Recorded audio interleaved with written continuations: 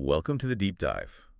Today, well, we're opening up a stack of sources on a performer who's really repeatedly redefined what comedy can do. We are looking at Cameron Esposito, just a dynamic figure, the career blends stand-up acting and some truly groundbreaking podcasting. Yeah, and they're really known for weaving personal identity, social justice, right into the humor. It's not just jokes. It's turning the stage into something more, a platform for actual change. Exactly. It's a career path that feels very modern, actually.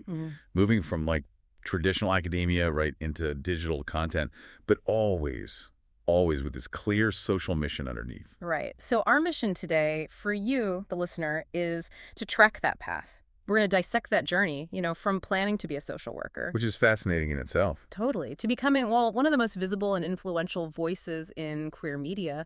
We want to look at not just what they accomplish, but, how their life shapes the work. Yeah, how the structure of one informed the other. So when we talk Cameron Esposito, we're talking actress, comedian, writer, born Cameron Ann Young Anastasia Esposito, October 17th, 1981, Western Springs, Illinois. And the focus is key, like you said. LGBTQ plus community, feminism, social justice, really thoughtfully tackling the challenges marginalized communities face. It's not a side thing. It's the blueprint. Okay, so to really get the intentionality of the later work, you got to look back. The roots. Raised in Western Springs, Illinois, middle of 3 kids, Italian-American parents, Brenda and Nick. And you look at that background and you see this, disciplined, high-achieving structure. Right, which kind of clashes beautifully, maybe, with the chaos of stand-up later on. Totally. It sets up this really interesting tension. Because high school at Benet Academy, graduated 2000, it doesn't scream future comedian. No, not at all. It screams, Olympic hopeful, policy wonk. Yeah. They swam breaststroke on the swim team. Breaststroke, which takes incredible, technique, discipline, efficiency. Yeah, it's not flashy. It's technical, demanding. And that discipline wasn't just in the pool. They were involved in the Marian Society, too. That's a community service group. So early signs of that, formal commitment to civic engagement. Yeah. Social responsibility. Yeah, this isn't just random volunteering. It's institutionalized service. And the academics were serious, too. Semi-finalists for the National Merit Scholarship Program. Wow. Okay. Yeah. So consistently performing at a really high academic level. The expectation heading to college is definitely not late-night comedy sets. It's something serious, structured. And that structure channeled itself right into Boston College, graduated 2004, double major, theology and English literature. Okay, now that combination feels key to the later stuff. English lit gives you narrative, right? Okay.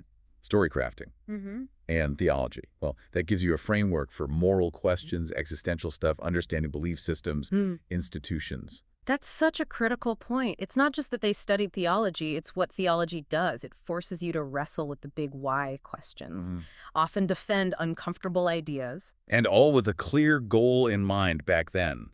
The plan was get the degree, go back to Chicago, become a social worker. All right, while that serious path was being laid out, you see the performance side starting to crack through. Or maybe finding an outlet. Yeah, exactly.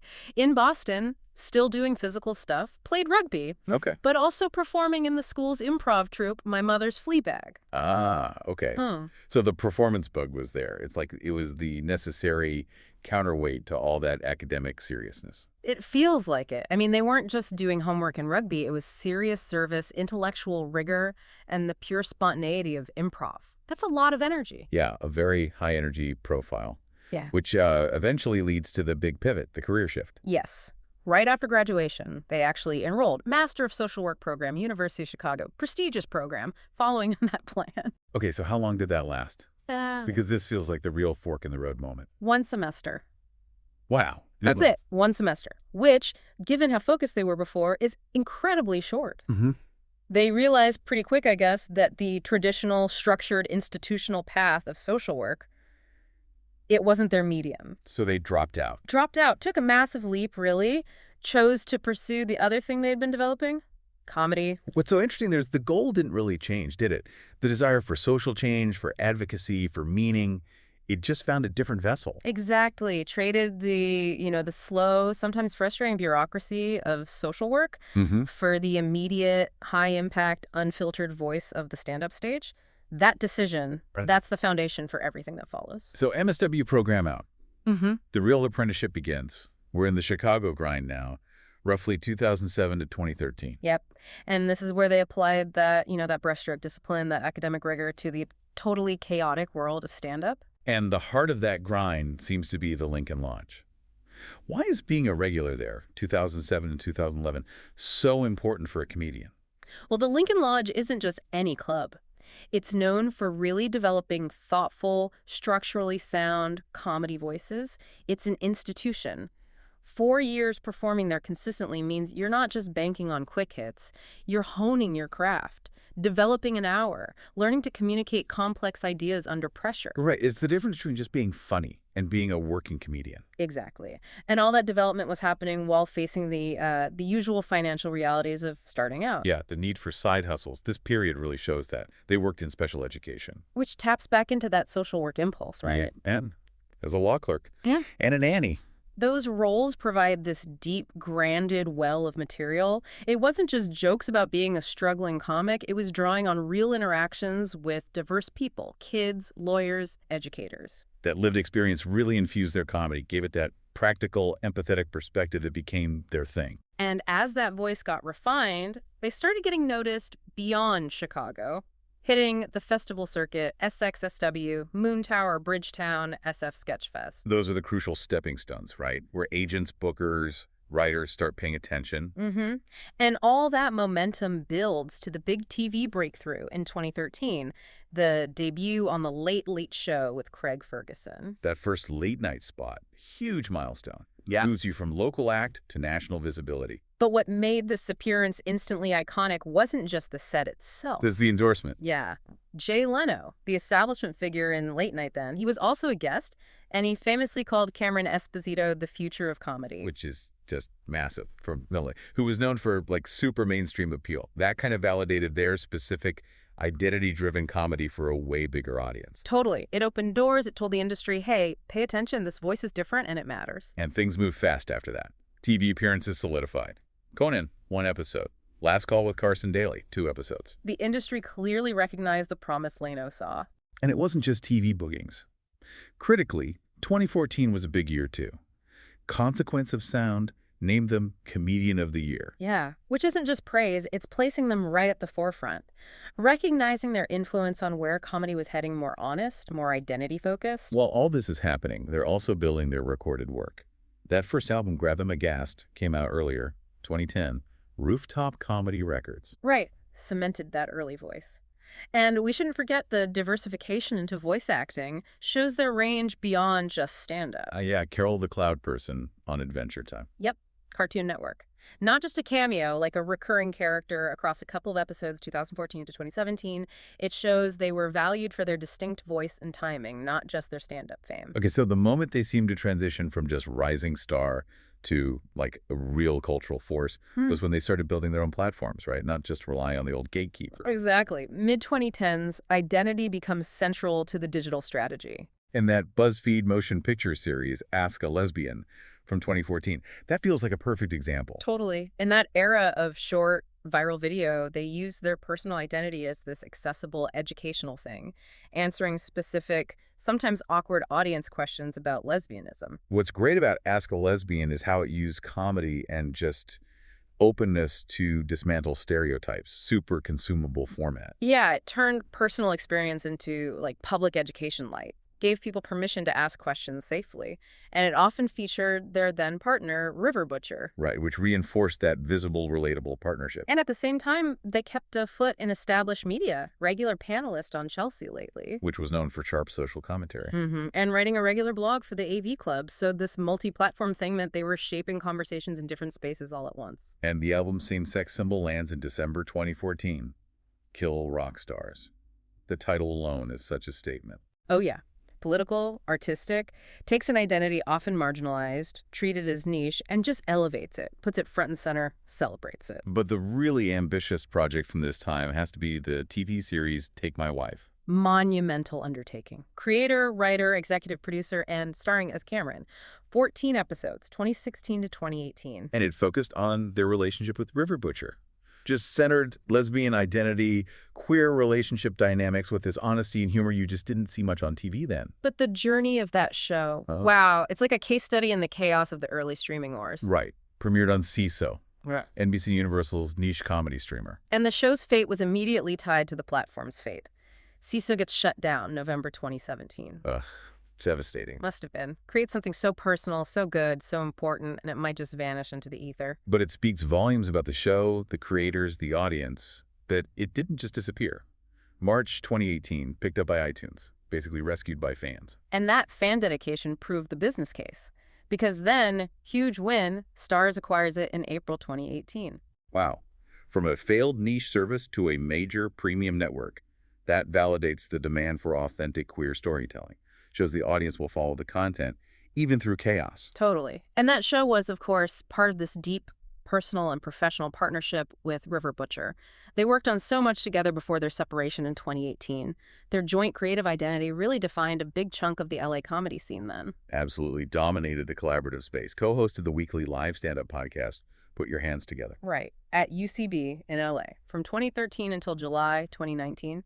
6 years, weekly, live stand-up. That builds a massive loyal audience. That show was a barometer for the best indie stand-up. That kind of sustained effort, live show every week, while also doing albums, TV, it just highlights that work ethic again, those Midwestern roots.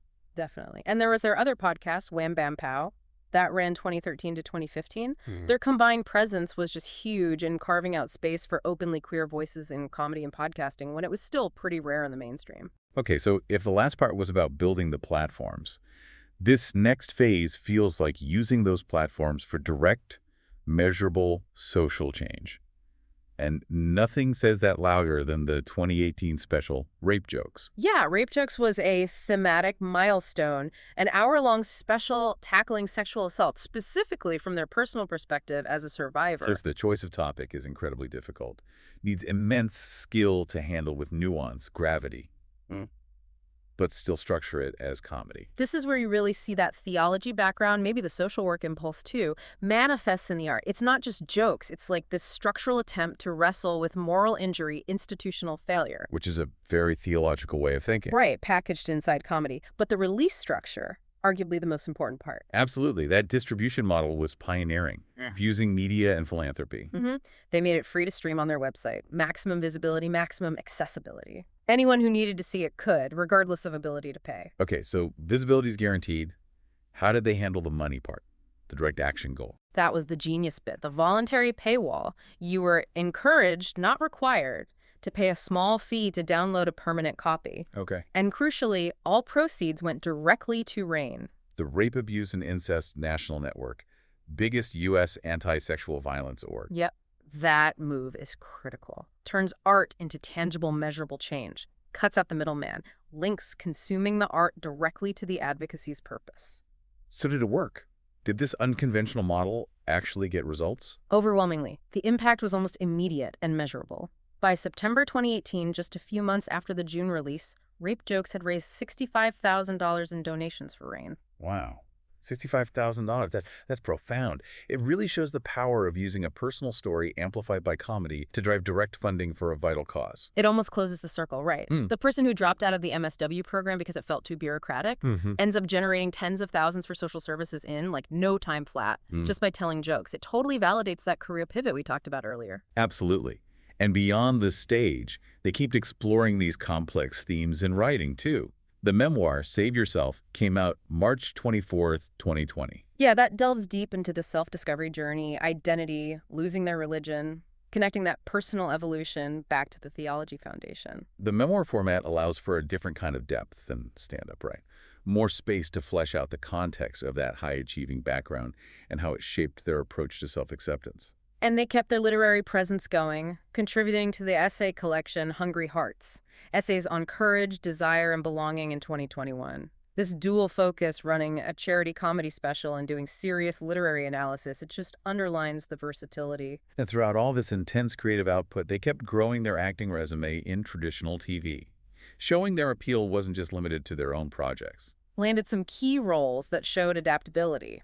Zoe on Marin for 5 episodes. That show has such a distinct, observational, sometimes melancholic style. Yeah, they fit right in. And their stand-up skills were perfect for Drunk History, storyteller in the journalism episode, delivering a narrative with hilarious precision. We also see the move into network comedy.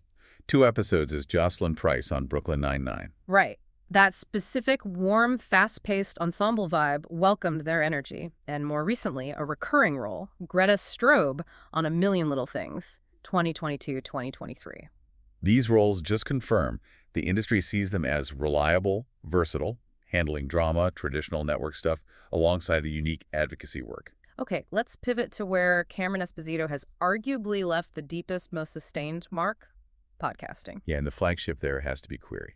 Ran from 2017 to 2024, more than just a chat show, right? It's like an essential archive of contemporary queer thought. Absolutely. Queery is a masterclass in interview structure, focused exclusively on contemporary queer luminaries, their life experiences.